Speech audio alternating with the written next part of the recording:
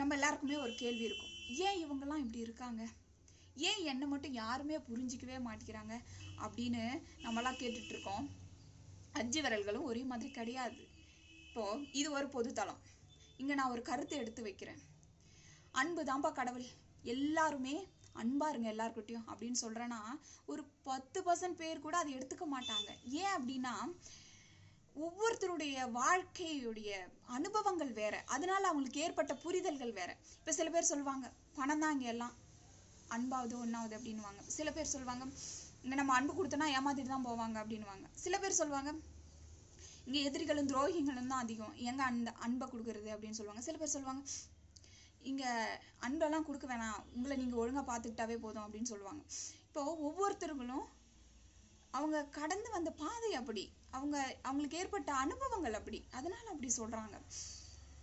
சரி, இது ஒரு பக்கம். இன்னொன்னு என்னன்னா அவங்களுடைய ஒவ்வொருத்தருடைய பக்குவ நிலை வேறையா இருக்கும். இப்போ ஒரே குடும்பத்துல ஒரு கணவன் மனைவியா இருந்தா கூட வெவ்வேறு பக்குவ நிலையில இருப்பாங்க. ஒருத்தர் சொல்லுவாங்க பணம் தான் முக்கியம் அப்படிங்கிற ஒரு பக்குவத்துல இருப்பாங்க. ஒருத்தர் வந்து பாசம் தான் முக்கியம் அப்படிங்கிற ஒரு பக்குவத்துல இருப்பாங்க. இப்போ பணம் தான் முக்கியம் அப்படின்றாங்கன்னா அவங்களுக்கு பாசம் பெருசா தெரியும், பணம் தான் பெருசா தெரியும். அவங்க என்ன சொல்லுவாங்க, இந்த உலகத்துல பணம் இல்லாம வாழ முடியுமா, சொந்தக்காரங்க மதிப்பாங்களா, சொசைட்டி மதிக்குமா, ஏன் இதை புரிஞ்சுக்கவே மாட்டேங்கிறீங்க அப்படின்னு அவங்க சொல்லுவாங்க. இவங்க சொல்லுவாங்க பணம் போகும் வரும், பாசம் தானே முக்கியம் அப்படின்னு இவங்க சொல்லுவாங்க. ஸோ வெவ்வேறு கருத்தா இருக்கு. ஏன் அப்படின்னா வெவ்வேறு பக்குவ நிலையில இருக்கிறாங்க. ஸோ ஒரு குடும்பத்திலே எப்படி இருக்கிறாங்கன்னா யோசிச்சு பாருங்க, சமுதாயத்துல எவ்வளோ வேறுபட்டு இருப்பாங்க மக்கள்.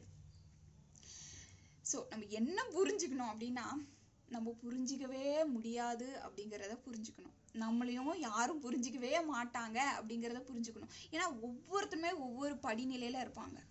அவங்களுடைய பக்குவ நிலை வேற வேறையா இருக்கும். நம்ம சொல்றதை அவங்க எடுத்துக்கவே மாட்டாங்க. ஸோ குழம்பிக்கவே வேணாம். புரிஞ்சிக்கவும் முடியாது, புரிய வைக்கவும் முடியாது. நம்ம கில்ட்டாகவும் தேவையில்லை. நம்மளை யாராவது புரிஞ்சிக்கல அப்படின்னு சொல்லும்போது நம்ம கில்ட்டாகவும் தேவையில்லை. நம்ம யாரும் புரிஞ்சுக்கணும் அப்படின்னு எதிர்பார்க்கவும் வேணாம். நம்ம மைண்டை ஃப்ரீயா விட்டுட்டு நம்ம வேலையை நம்ம பார்க்கலாம்.